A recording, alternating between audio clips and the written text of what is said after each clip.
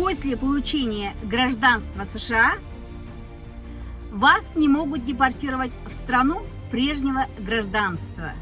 Второе. Вы можете путешествовать без виз по 180 странам мира. Третье. Вы можете получить федеральные льготы, доступные только гражданам США. Четвертое. Вы можете подать заявление на получение грин-карты для своих родственников. Пятое.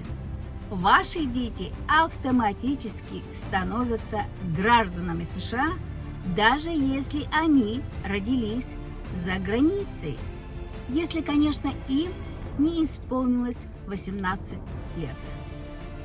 Шестое. Вам больше не придется заниматься оформлением иммиграционных документов. Седьмое. Вы можете подать заявку на работу в правительстве США. Восьмое. Вы можете голосовать на любых выборах в США.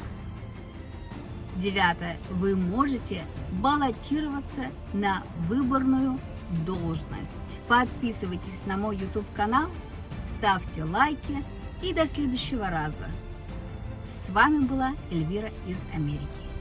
Взалца моим YouTube каналышка, шанды за лайком и вескана Марта. Тендандане Эльвира Америка Гичлиен.